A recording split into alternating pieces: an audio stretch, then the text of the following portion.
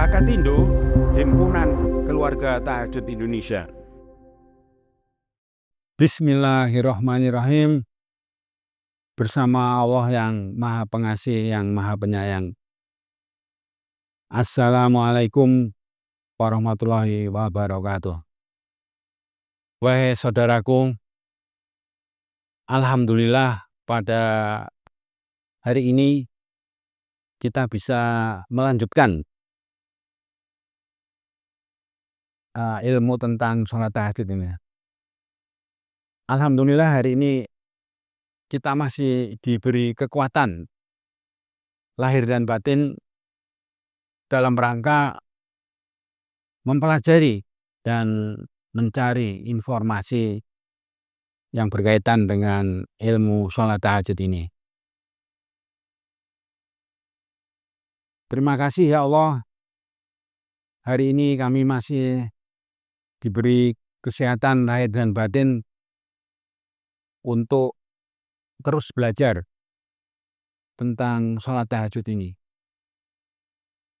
Bersama Hakatindo,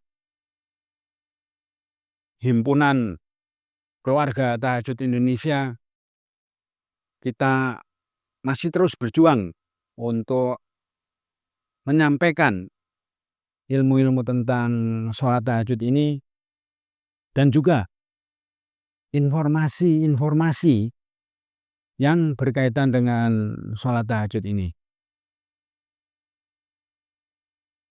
Jadi kita bersama Hakatindo terus menghidup-hidupkan ilmu tentang sholat tahajud ini demi kebaikan kita semua. Sebagaimana kita ketahui, ilmu tentang sholat tahajud ini sangat banyak sekali, sehingga masih banyak yang harus kita pelajari, masih banyak yang harus kita cari informasi-informasi tentang tahajud ini, dan masih banyak yang buku-buku tahajud maupun video-video tahajud di YouTube itu yang harus kita lihat. Kita terus berdakwah tentang sholat tahajud ini karena dakwah itu ternyata juga merupakan perintah Allah. Kita berdakwah tentang sholat tahajud ini kepada keluarga dekat kita, kepada saudara-saudara kita sesama muslim, sehingga di kemudian hari semakin banyak yang mau mengerjakan sholat tahajud dengan keikhlasan, dengan tanpa paksaan, bahwa sebagai sesuatu yang logis kalau kita sebagai orang Islam tentu bangun malam dan mengerjakan sholat tahajud. Wahai saudaraku, berkaitan dengan sholat tahajud ini, ternyata ada dua perintah Allah yang disebut di dalam Al-Quran. Yang pertama, perintah untuk bangun malam.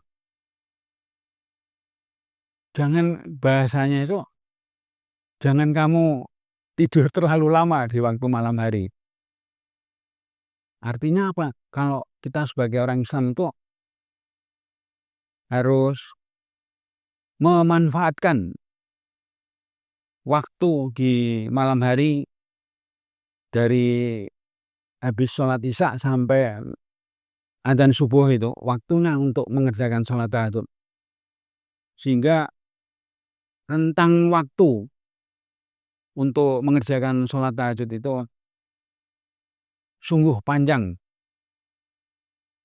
Dan Allah memberikan perintah untuk mendirikan sholat tahajud itu di antara rentang waktu tadi. Apakah di waktu awal, apakah di waktu tengah-tengah, apakah di waktu akhir gitu. Nah, itu yang membuat kita terus melangkah menyampaikan ilmu-ilmu tentang sholat tahajud ini. Jadi menghidup-hidupkan sholat tahajud ini sangat penting sekali. Karena sholat tahajud sudah pernah kita bahas, sholat tahajud itu merupakan amal ibadah yang utama di dalam agama Islam. Amal ibadah yang mulia di dalam agama Islam. Dan amal ibadah yang paling berat ternyata itu. Jadi pahalanya atau hadiah dari Allah itu sangat besar sekali bagi orang-orang yang mau mengerjakan sholat tahajud ini. Sebagaimana kita ketahui bahwa di dalam agama Islam seseorang itu tidak akan memperoleh apa-apa kecuali apa yang sudah dikerjakan. Nah, itu maknanya luar biasa itu. Artinya apa? Artinya kita itu kalau mau mendapatkan sesuatu harus punya amal atau hasil pekerjaan yang sudah kita kerjakan. Harus punya amal yang sudah dikerjakan. Ya. Sebagai contoh, di dalam Al-Quran disebutkan bahwa orang yang sudah tahajud malam-malam itu akan diberi kehidupan yang mulia. Akan diberi kehidupan yang terpuji. Nah, itu artinya apa? Tidak mungkin kita tidak mengerjakan sholat tahajud di setiap waktu malam hari, kita tiba-tiba dikasih kehidupan yang mulia. Itu sangat tidak mungkin. Jadi kita harus mempunyai amal ibadah dulu, baru kita berharap mendapatkan hadiah dari Allah seperti yang sudah dijanjikan oleh Allah. Alhamdulillah juga ternyata banyak saudara-saudara kita yang sudah mensubscribe channel Motivator Tahajud di YouTube ya. Dan kita benar-benar tidak menduga ternyata banyak yang mensubscribe, banyak yang menonton. Bahkan video kami yang awal-awal juga 6 bulan yang lalu itu masih ada yang menonton. Nah, ini luar biasa. Artinya apa? Artinya sambutan masyarakat kita baik yang ada di Indonesia maupun ada di luar Indonesia itu sungguh merespon dengan sangat baik apa yang sudah kita kerjakan. Kemudian tema kita dalam pelajaran tahajud ini adalah perhatikanlah banyak alasan mengapa orang-orang Islam itu tidak mau mengerjakan sholat tahajud di setiap waktu malam hari. Jadi perlu kita catat ya bahwa mengerjakan sholat tahajud itu di setiap waktu malam hari selama kita masih hidup di dunia ini. Artinya apa? Kita tidak mengerjakan sholat tahajud kalau pas kita ada perlu saja. Pas kita ada keinginan, wah kita harus tahajud nih malam ini karena ada sesuatu yang setelah itu meninggalkan tahajud itu tidak boleh nih. Nabi pernah berpesan ya, janganlah kamu seperti si fulan. Dulu dia rajin sholat tahajud, kemudian meninggalkan sholat tahajud itu. Jadi yang kemudian tuh kami sangat yakin hampir semua orang Islam itu mengerti, hampir setiap orang Islam itu mengerti dan tahu keberadaan sholat tahajud ini. Tetapi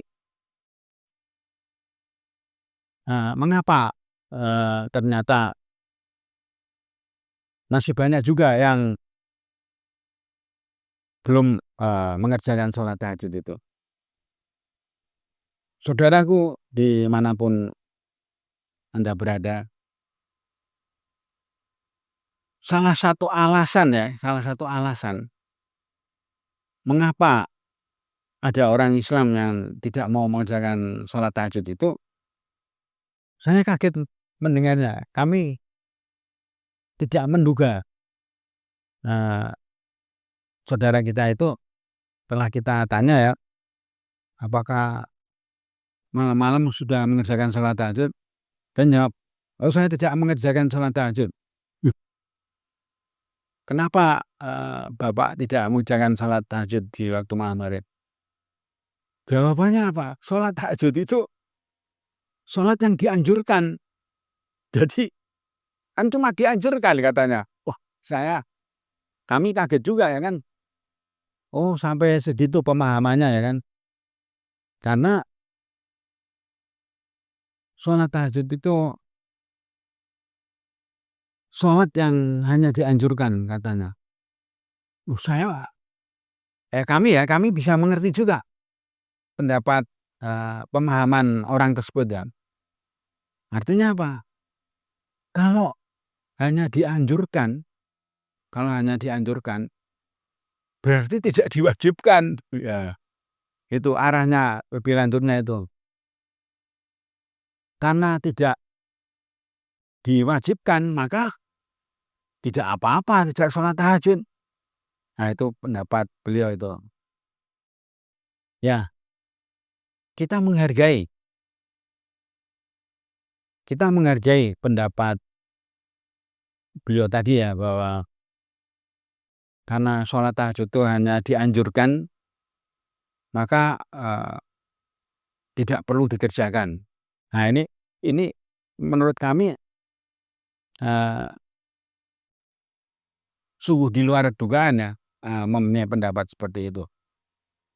Nah, lebih lanjut, beliau itu memahaminya karena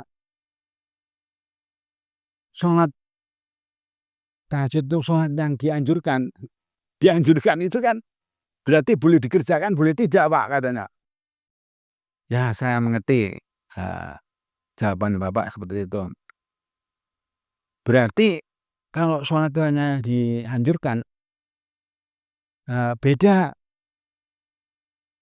posisinya dengan sholat itu diwajibkan gitu. Kalau sholat 5 waktu, beliau rajin itu, luar biasa rajin ya. Tapi untuk tahajud ini beliau maaf ya, belum termotivasi ya. Karena mempunyai pandangan bahwa sholat yang dianjurkan. Nah, memang benar ada informasi ya bahwa sholat tahajud itu secara fikih ya, itu dihukumi sunat muakkad. Nah, sunat yang mendekati wajib. Wah, ini luar biasa ini. Ini pendapat ulama-ulama yang tiap malam sholat tahajud itu memegang hukum fikihnya itu. Jadi sunat tapi sangat dianjurkan untuk dikerjakan. Nah, bahkan lebih tegas lagi, sholat tahajud itu hukumnya mendekati wajib. Nah, ini sehingga yang paham itu kemudian termotivasi untuk mengerjakan sholat tahajud. Jadi kalau kita cermati, memang ada beberapa ada 3 pendapat tentang sholat tahajud ini. Satu, hukumnya sunat, kemudian sunat muakkad, kemudian wajib. Nah, yang berpendapat sunat,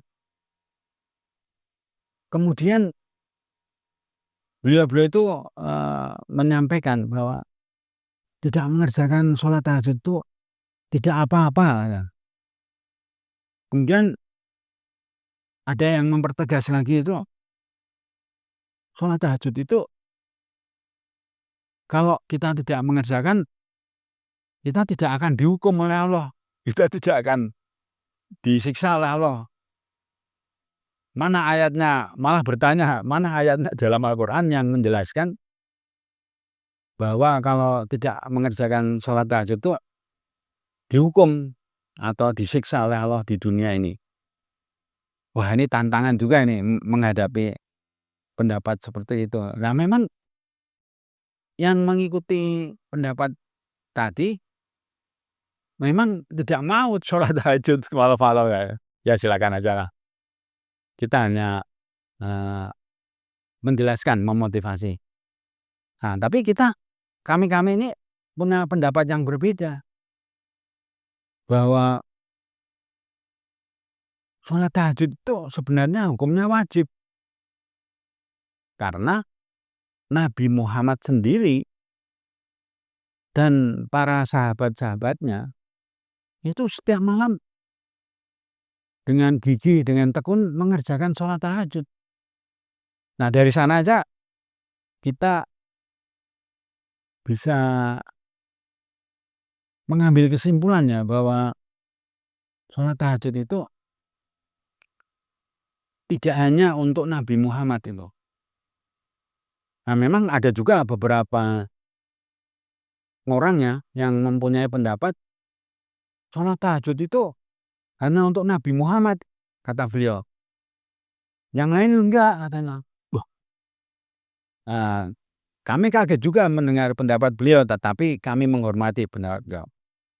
Nah, kemudian kalau ibadah sholat tahajud itu hanya untuk Nabi Muhammad, kalau itu Nabi Muhammad Shallallahu Alaihi Wasallam itu tidak akan mengajak keluarganya, mengajak sahabat-sahabatnya untuk bangun malam dan mengerjakan sholat tahajud. Nah, jadi kami menghormati lah semua pendapat-pendapat itu ya. Ya silahkan,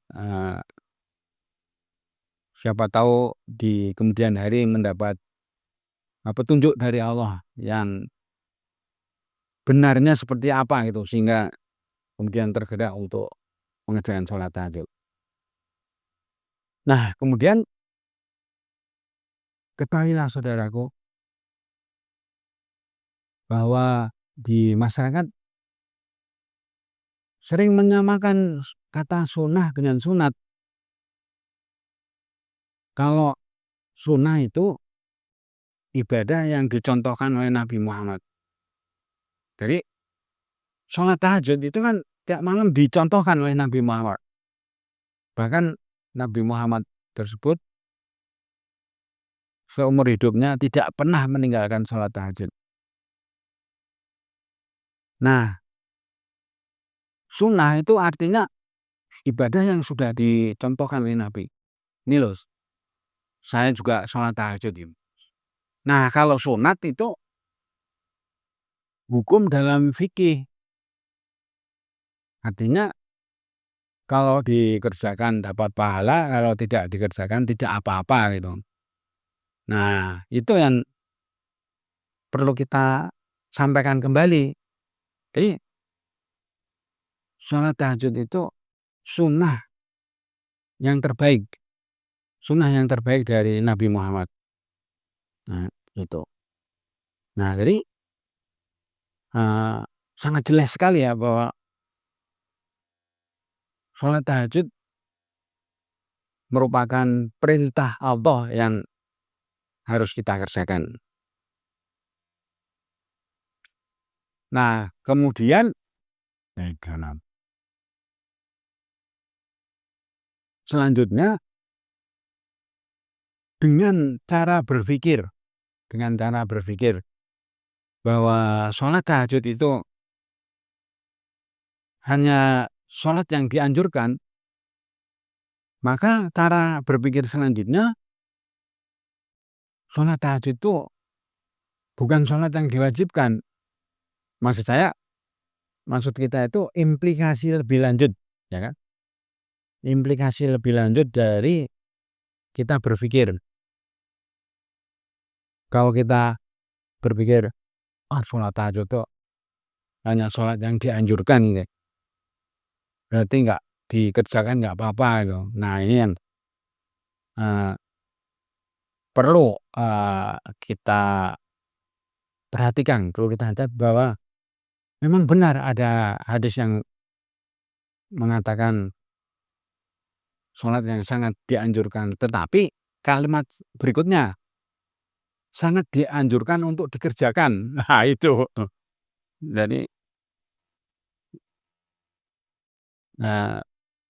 kalimatnya, tapi sudah bagus orang tersebut sudah mengerti tentang sholat tahajud. Nah, kemudian karena mengambil kesimpulannya bahwa sholat tahajud itu sholat yang tidak diwajibkan, hanya dianjurkan, maka tidak apa-apa ya kita tidak sholat tahajud. Nah, menurut pendapat kami, pendapat tersebut tidak benar ya. Justru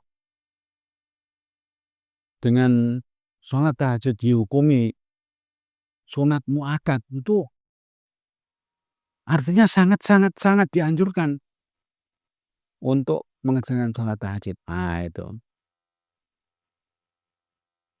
Nah, baiklah saudara-saudaraku semuanya. Tentu saja kami menghargai pendapat beliau itu yang belum mau mengerjakan sholat tahajud karena alasan toh sholat itu hanya dianjurkan ya. Nah, tetapi kalau kita mau cermat lagi ya, mau lebih fokus lagi, ternyata posisi sholat tahajud itu sholat yang mendekati wajib itu. Nah, jadi yang pendapat ini pendapat tengah-tengah ini. Jadi tadi sudah kita sampaikan ya, itu ada 3 orang yang mempunyai pendapat tentang hukum sholat tahajud ini. Yang pertama sunat, yang kedua sunat muakkad, yang ketiga wajib ya. Nah, sebetulnya dengan sholat tahajud ini dihukumi sebagai sunat muakkad, sunat yang sangat dianjurkan, seharusnya kita tergerak hatinya untuk mengerjakan sholat tahajud ini. Nah, kemudian kita memasuki pembahasan berikutnya, yaitu alasan tidak mau sholat tahajud di setiap waktu malam hari. Sekali lagi, sholat tahajud itu harus dikerjakan di setiap waktu malam hari. Nah, alasan yang pertama itu mengapa tidak sholat tahajud? Sulit bangun malam. Wah, kami kaget ya. Alasan pertama sulit bangun malam. ternyata, ada penyebabnya. Mengapa seseorang itu sulit bangun malam? Yang pertama yang jelas, karena di waktu malam hari makannya terlalu banyak. Kalau habis sholat Isya kita makan sebanyak-banyaknya, pasti tidurnya, sangat lelap, kemudian, ya bangun-bangun, sudah subuh itu atau sudah matahari udah terang benderang ya. Nah, makan di waktu malam hari, memang kalau kita perhatikan ya, memang benar itu kalau kita makannya terlalu banyak. Setelah waktu Isya itu, kita bawaannya pengen tidur aja, ya ngantuk lah bahasanya, akhirnya terlelap ya toh. Nah, itulah sebabnya sangat dianjurkan kalau sudah malam, udah waktu Isya itu makan sesedikit mungkin itu, supaya jam 12, jam 1, atau jam 2 itu bisa terbangun. Nah, bisa nanti bapak-bapak, ibu-ibu, saudara-saudaraku semuanya membuktikan kebenaran informasi ini. Nah, saya juga pernah ketemu orang yang,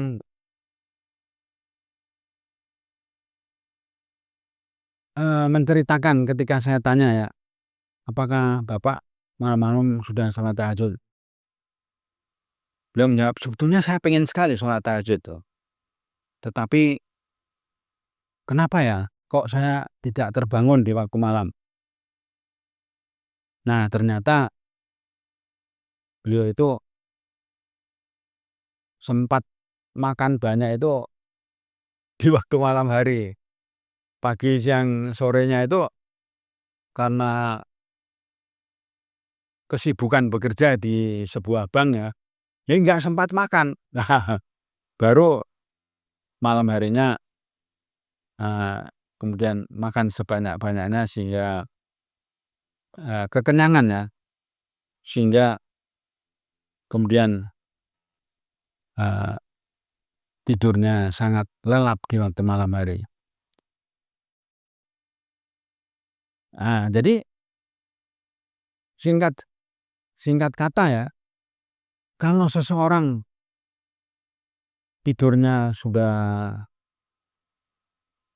sangat capek, terus makannya banyak di waktu malam, eee, bisa dipastikan akan tidur terlelap sampai pagi hari. Nah, banyak orang bertanya, "Untuk apa Pak Haji malam-malam harus bangun malam, untuk ajaran Islam kok begitu?" Katanya. Nah, ternyata orang yang tidak mau bangun malam itu, dan tidak mau tahajud ya, tentu maksudnya itu ya, kedua telinga orang itu dikencingin setan. Nah, banyak orang kan, "Ih, maksudnya gimana dikencingin setan?" Ya, setan itu kan ada 2 ya kan, minal jinnati wan nas, dari golongan jin dan manusia.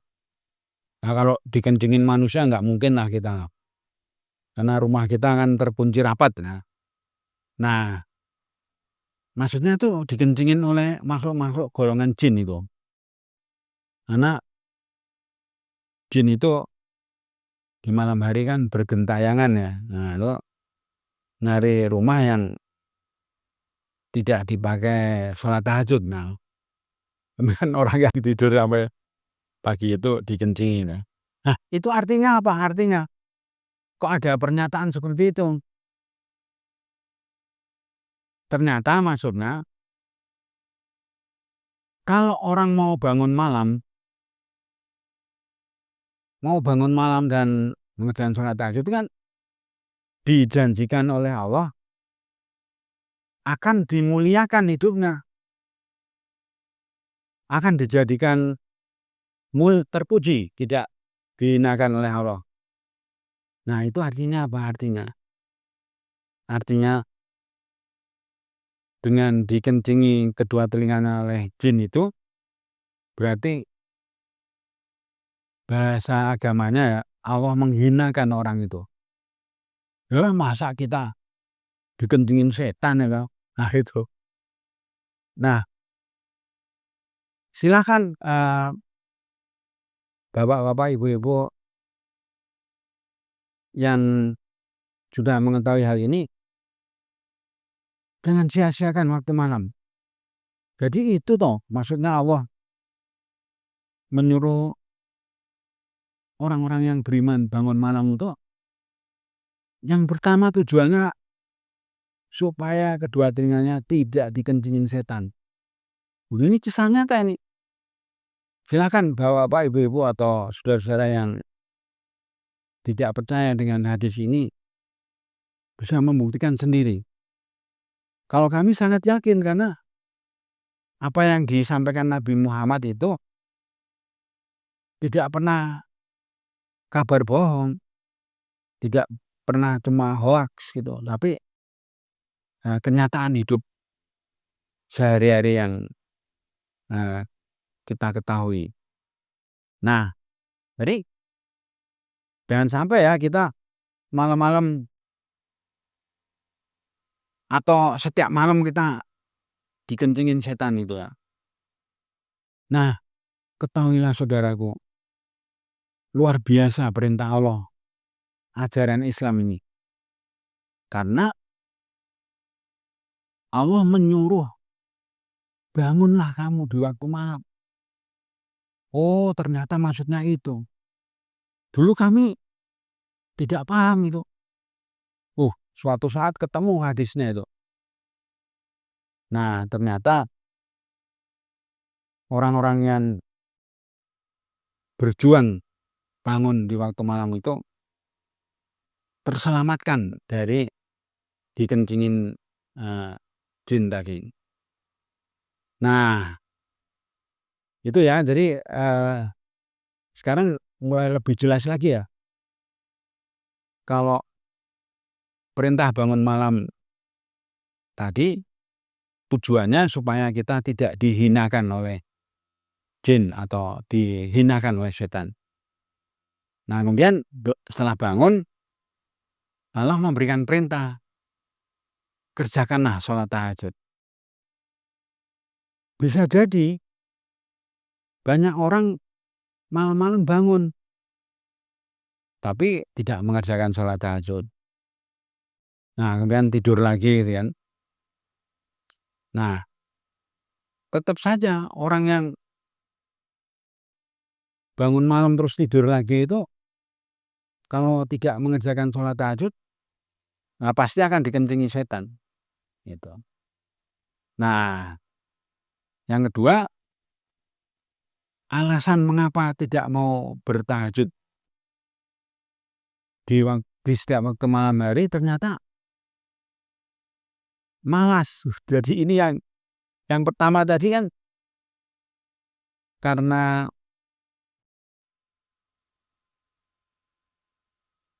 tidurnya terlalu lelap ya, tidurnya terlalu tidak terbangun di malam hari. Nah, yang kedua itu karena malas. Wah, ini luar biasa ini. Malas untuk mengerjakan sholat tahajud. Nah, ini rugi besar kita kalau malas untuk mengerjakan sholat tahajud. Ya, malas bangun malam, memilih tidur saja, itu sebuah kerugian yang sangat besar. Banyak orang mengalami dalam dirinya itu sifat malas itu. Wah, malas saya mengerjakan tahajud. Nah, tetapi justru orang-orang yang akan sukses hidup di dunia itu yang bisa menaklukkan rasa malasnya itu. Memang benar, ada hadis dari Nabi Muhammad SAW itu, musuh terbesar bagi kamu itu adalah diri kamu sendiri. Ya kan? Ya kalau kita tidak berjuang mengalahkan rasa malas tadi, wah sampai meninggal dunia mungkin kita tidak akan termotivasi untuk sholat tahajud ya. Kemudian malas berdoa pada waktu malam hari. Padahal di waktu malam itulah doa-doa manusia itu diterima dan dikabulkan oleh Allah. Berarti apa? Berarti kita tidak merasa perlu bahwa banyak doa-doa yang kita tuh, maksudnya gini loh, kita itu butuh doa-doa kita itu dikabulkan oleh Allah. Gimana kalau kita berdoa banyak sekali berderet-deret itu lah, ternyata sia-sia tidak dikabulkan oleh Allah. Nah itu kita rugi besar berarti kan, udah capek-capek berdoa tidak dikabulkan oleh Allah. Nah ternyata masih banyak yang belum mengetahui kapan doa itu akan dikabulkan oleh Allah. Ternyata doa-doa itu dikabulkan oleh Allah di waktu malam hari. Itu artinya kita menyia-nyiakan waktu di malam hari kalau kita tidak bangun. Oh ya, saudara-saudaraku semua, sholat tahajud itu adalah doa yang terbaik di antara doa-doa yang dipanjatkan oleh manusia. Nah, makanya bagi yang mengetahui tentu akan berjuang bisa mengerjakan sholat tahajud di waktu malam hari. Kemarin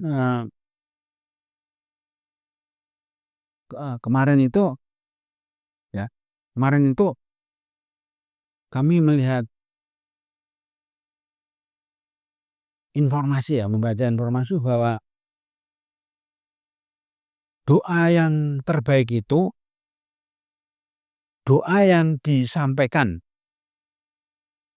pada saat kita mengerjakan sholat itu. Jadi di mana waktunya menyampaikan doa di dalam sholat, yaitu pada saat sujud dan pada saat duduk di antara dua sujud. Nah disitulah momen yang terbaik, momen yang tepat untuk menyampaikan doa-doa kita. Dan pasti dikabulkan oleh Allah. Tahu-tahu doa kita itu dikabulkan oleh Allah. Nah itu kan surprise bagi kita. Jadi doa itu dikabulkan oleh Allah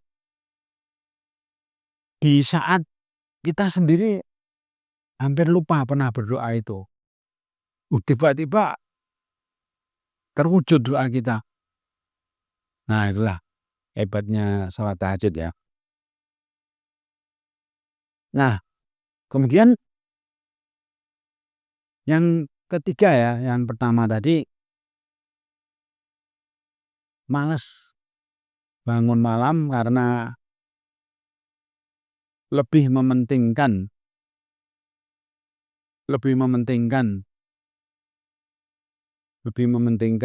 tidur. Nah Nanti suatu saat akan kita bahas ya. Selain supaya kita tidak dikencingin setan tadi, itu tidur terlalu lama di waktu malam hari itu justru sangat merugikan manusia. Nah, itu mungkin perlu dibahas dan 1 hari penuh. Mengapa tidur di waktu malam hari tidak akan boleh berlama-lama? Saudaraku, di dalam Al-Quran ada ayat yang luar biasa, yaitu bahwa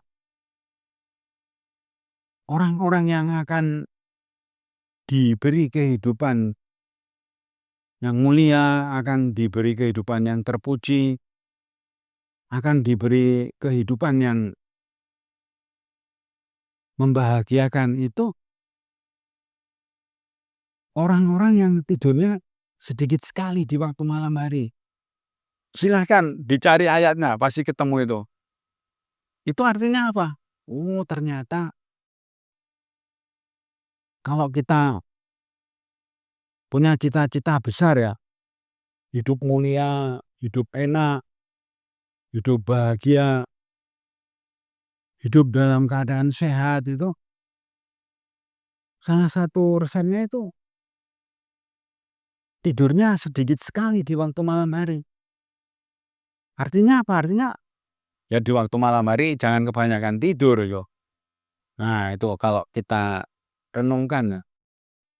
Dan ini resep yang pasti dari Allah bahwa untuk mencapai kehidupan yang enak-enak, kehidupan yang sejahtera, kehidupan yang mulia, kehidupan yang terpuji itu jalannya itu malam-malam lama waktunya untuk sholat tahajud. Nah, ini perlu kita buktikan ya. Banyak orang ya, wah dipuji-puji jutaan orang lain, disanjung-sanjung ya, dijadikan idola. Tapi malam-malamnya tidak sholat tahajud. Akhirnya apa? Akhirnya dijerumuskan oleh setan memasuki kehidupan yang tidak mulia, memasuki kehidupan yang tidak terpuji, memasuki kehidupan yang sengsara bahasa agamanya. Nah, kemarin saya ketemu orang itu, dia menyampaikan, Pak Haji, lebih baik kita hidup sengsara di dunia, tapi di akhirat kita hidupnya enak. Wah, mohon maaf, Bapak pemikirannya keliru. Loh, kok keliru?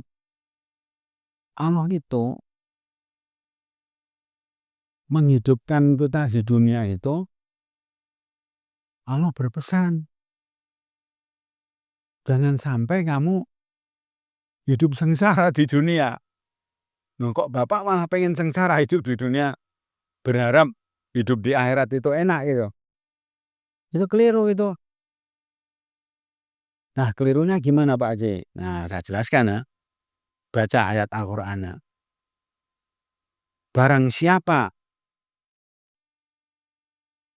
hidup sengsara di dunia, di akhirat nanti hidupnya lebih sengsara lagi. Bukan seperti di dunia itu sengsara, di akhirat lebih sengsara lagi. Nah, bahasa kiasannya itu di dalam Al-Qur'an, barang siapa buta di dunia, maka di akhirat akan lebih buta lagi. Maksudnya gini loh, di dunia buta tentang ilmu sholat tahajud, ya kan? Nah, akhirnya tidak sholat tahajud kan. Nah, akhirnya di akhirat nanti lebih buta lagi. Memang dikiranya hidup di akhirat itu lebih mudah. Ternyata hidup di akhirat itu justru lebih berat lagi, lebih sangat berat lagi. Nah, kemudian di Al-Quran juga diberi kiasan. Barang siapa di dunia tuli, wah di akhirat lebih tuli lagi. Nah, itu simbol dari hidup yang sengsara. Jadi jangan sampai kita hidup di dunia ini menciptakan kondisi yang kita hidupnya jadi sengsara. Nah, itu. Nah, kalau masih ada orang yang berpikiran ya, wah lebih baik saya hidup sengsara di dunia, nanti di akhirat saya hidupnya enak. Wah, itu pemikiran yang, mohon maaf ya, pemikirannya sangat-sangat keliru. Nah, itu sebabnya Allah memberikan perintah-perintah kepada manusia untuk dikerjakan. Supaya apa? Supaya hidup kita tuh tidak sengsara di kemudian hari. Kita diberi larangan-larangan oleh Allah ya. Tidak boleh mencuri, tidak boleh menipu orang lain, tidak boleh berbohong dan sebagainya tuh. Nah, itu tentu saja supaya kita hidupnya tidak sengsara. Coba kalau ada orang membunuh orang lain, kemudian ketangkap oleh polisi, kemudian dihukum seumur hidup di penjara. Nah, itu kan hidupnya sangat sengsara di penjara itu. Nah, jadi kembali lagi bahwa jangan sampai kita itu hidup di dunia ini dalam keadaan sengsara. Kemudian lanjutannya tadi, orang itu tidak mau bangun malam, tidak mau tahajud itu alasannya malas untuk meminta ampun atas dosa-dosanya. Jadi di waktu malam hari itu, ketika kita mengerjakan sholat tahajud, kita sudah termasuk di dalamnya meminta ampun kepada Allah. Ya Allah, ampunilah dosa-dosa kami. Ampunilah kesalahan-kesalahan kami. Baik yang disengaja maupun yang disengaja. Baik yang disengaja maupun yang tidak disengaja. Nah, ketika orang, jadi di waktu malam hari itulah semua dosa-dosa, semua amal-amal kesalahan kita itu akan diampuni oleh Allah. Artinya apa? Akan dihapus oleh Allah kesalahan-kesalahan yang sudah dikerjakan itu. Nah, kalau dosa-dosa itu sudah diampuni semua oleh Allah, berarti nanti di akhirat, bahkan di dunia ya, orang itu tidak akan dihukum, tidak akan disiksa oleh Allah. Yang namanya sudah diampuni kok ya. Nah, itulah. Jadi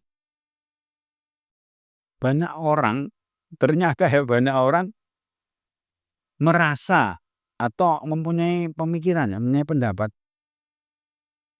kalau berbuat dosa atau melakukan kesalahan-kesalahan dalam hidupnya itu tidak akan dihukum oleh Allah. Orang mencuri, orang merampok itu orang membunuh orang lain tanpa hak itu dikiranya akan bebas kalau nggak ketahuan manusia. Nah, padahal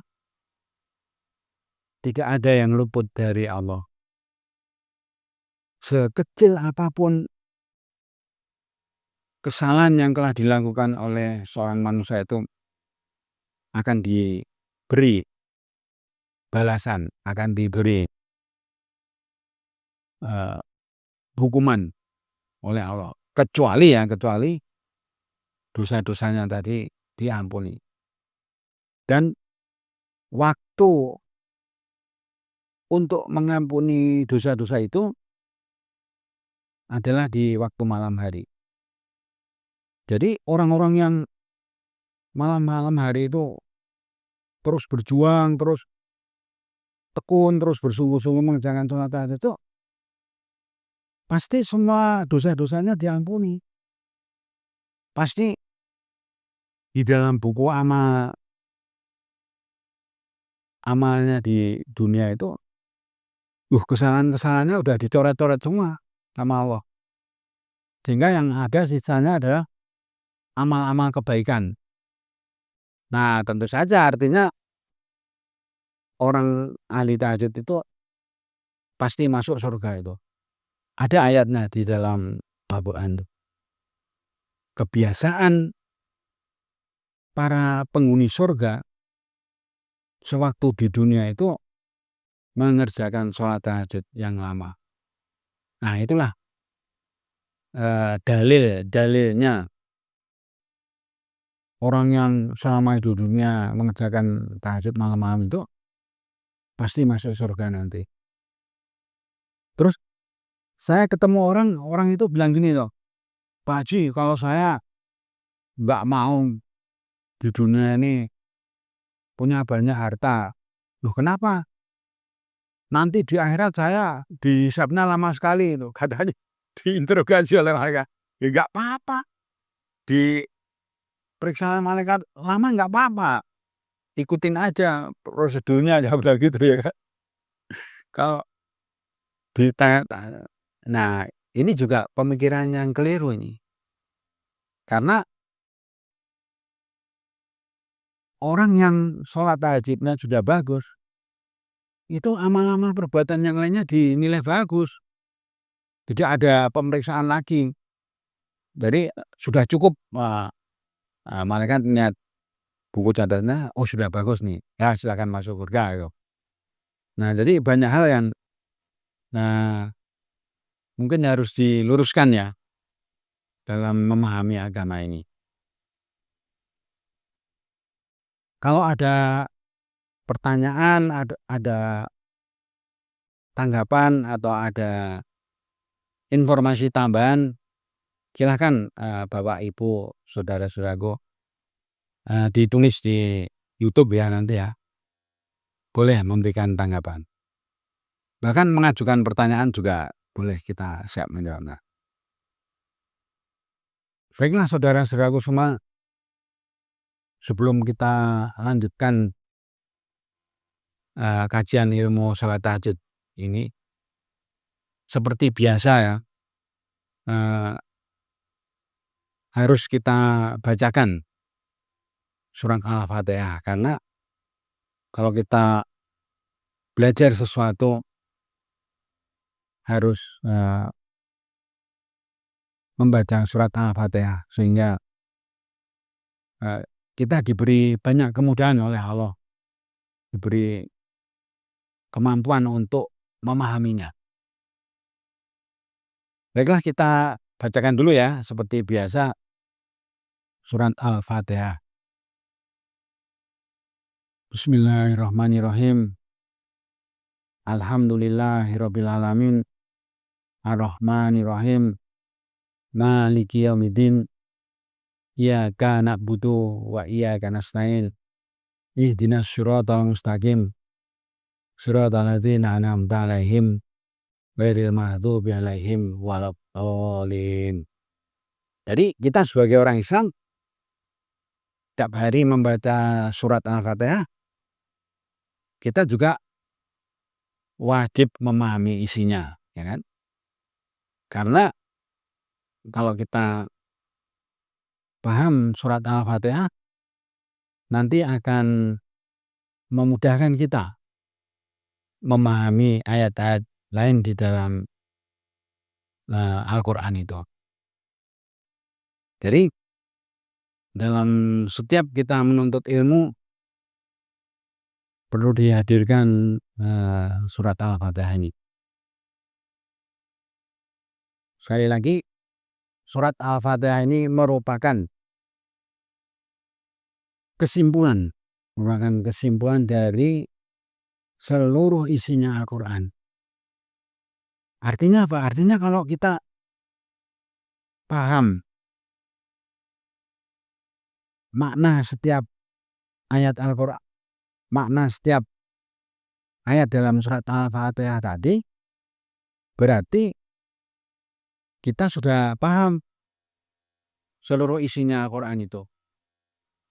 Jadi ajaran Islam terkumpul di dalam surat Al-Fatihah.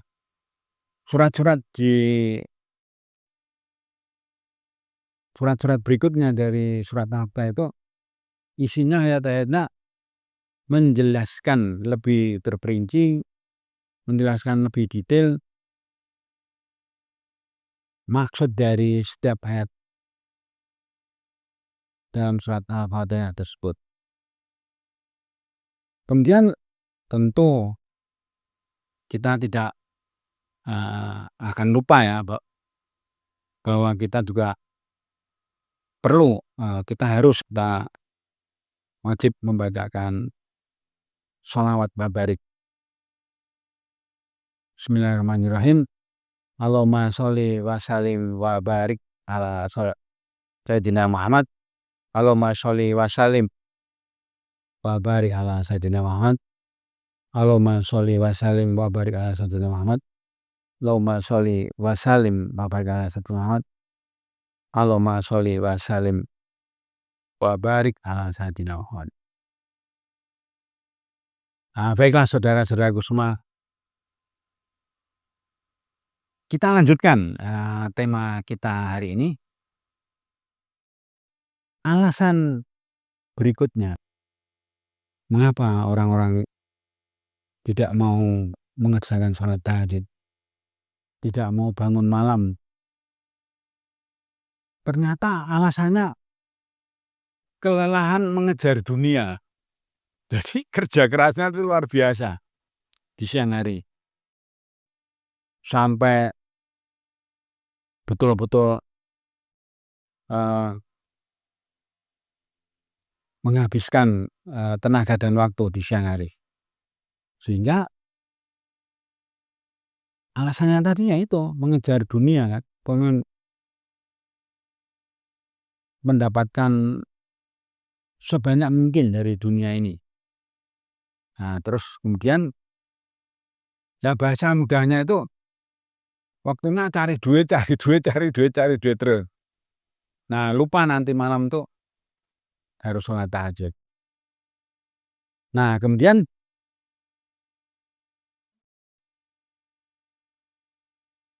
selanjutnya alasan lain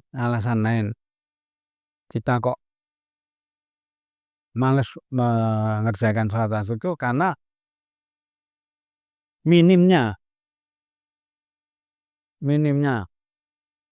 kita memahami tentang sholat tahajud ini. Jadi ternyata ada hubungan antara pemahaman seseorang tentang sholat tahajud ini dengan semangat untuk mengerjakan sholat tahajud di waktu malam hari. Itulah yang menyebabkan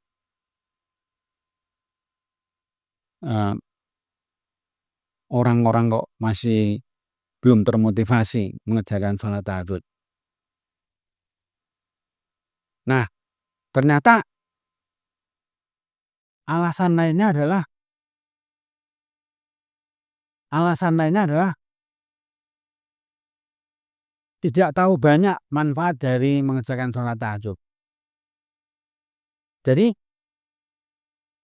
setelah kita wawancara orang-orang yang malas atau tidak mau mengerjakan sholat tahajud tersebut ya, karena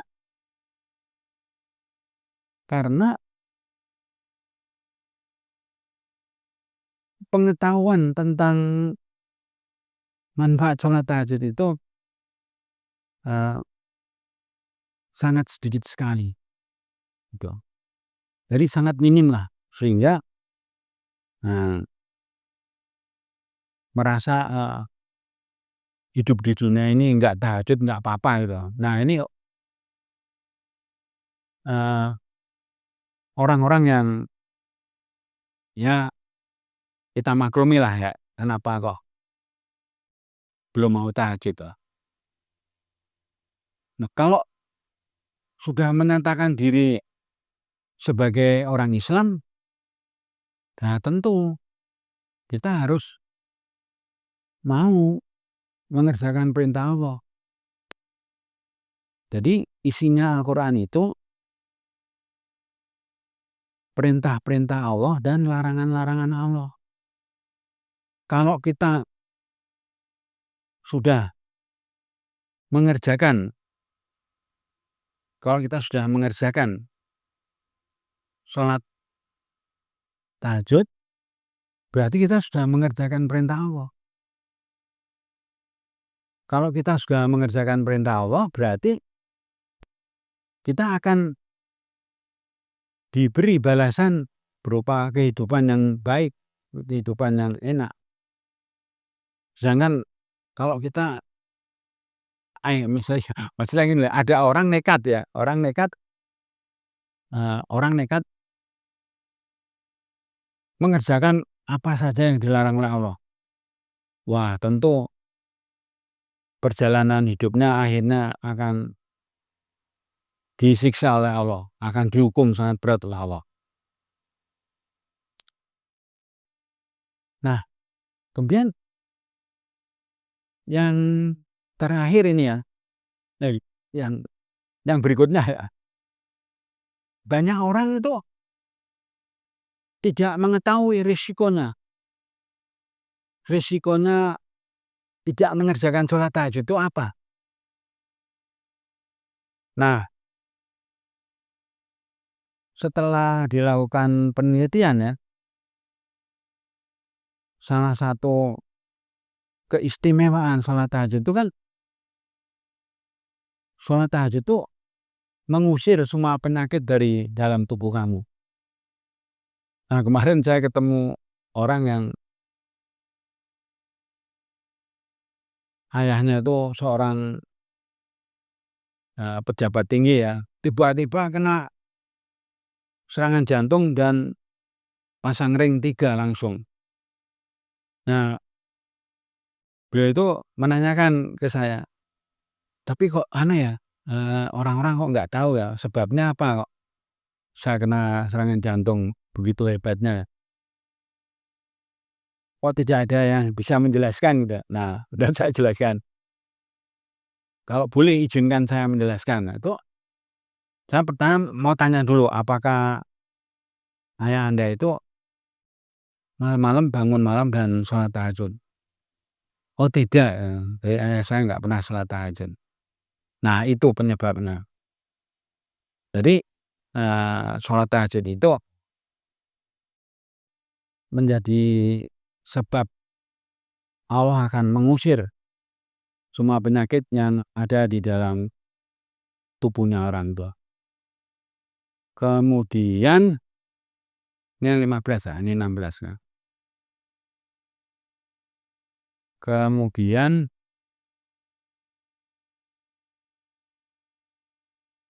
Kemudian kita melanjutkan sedikit ya tentang mereview buku ketagihan sholat tahajud yang kemarin ya.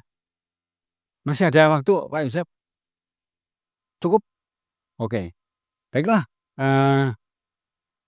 pelajaran tahajud kita pada hari ini kita cukupkan. Sebelumnya kita berdoa sedikit.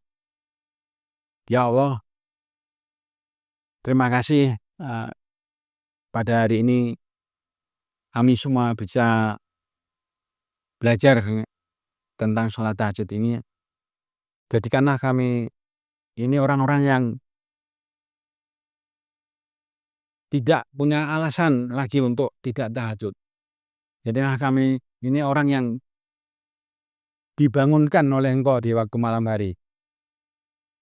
Berikan kami kekuatan lahir dan batin untuk terus menghidup-hidupkan sholat tahajud ini dan mengerjakan sholat tahajud di setiap waktu malam hari. Baiklah, kita akhiri pelajaran sholat tahajud pada hari ini dengan ucapan Alhamdulillahirrabbilalamin. Assalamualaikum warahmatullahi wabarakatuh. Hakatindo, Himpunan Keluarga Tahajud Indonesia. Terima kasih semuanya. Terima kasih semuanya.